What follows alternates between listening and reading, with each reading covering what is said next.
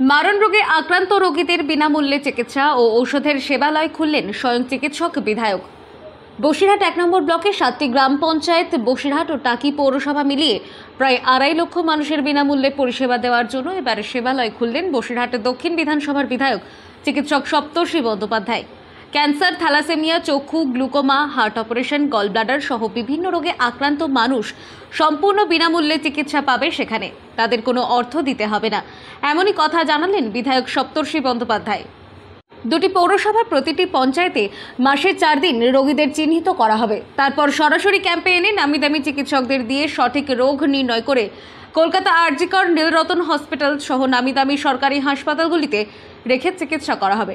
এমনকি বিনামূল্যে ওষুধও দেওয়া হবে। এই পরিষেবা আগামী ৮ মাস ধরে দেওয়া হবে। পৌরসভা পঞ্চায়েতে প্রত্যন্ত গ্রামে মেডিকেল ক্যাম্প করা হবে, সেখানে অত্যাধুনিক যন্ত্রের মাধ্যমে রোগ নির্ণয় করে তাদের সঠিক চিকিৎসা করা হবে এবং এই গ্রামগুলিতে পরিষেবা দেওয়া হবে। পাশাপাশি প্রতিটি গ্রামে পৌরসভায় শিক্ষিত যুবক যুবতীদের এই কাজে লাগিয়ে রোগীদের চিহ্নিত করে মেডিকেল ক্যাম্প মুখী উদ্যোগ নেওয়া হয়েছে। অভিনব প্রয়াস বসিরহাট দক্ষিণ বিধানসভা জুড়ে শুরু করতে চলেছি। এর মূল উদ্দেশ্য থাকবে মানুষকে চিকিৎসা পরিষেবা সরাসরি তাদের বাড়ির দুয়ারে পৌঁছে দেওয়া। প্রত্যেক বৃহস্পতিবার করে আমাদের এই ক্যাম্প চলবে। তাতে কি কি ডিপার্টমেন্ট থাকবে, যত রোগী আসবেন তাদেরকে দেখার জন্য প্রথম কথা অধিকাংশ ডাক্তার স্পেশালিস্ট যারা বাইরে থেকে বা কলকাতার বিশিষ্ট বিখ্যাত সমস্ত হসপিটাল যারা রয়েছে সেখান থেকে আসবেন।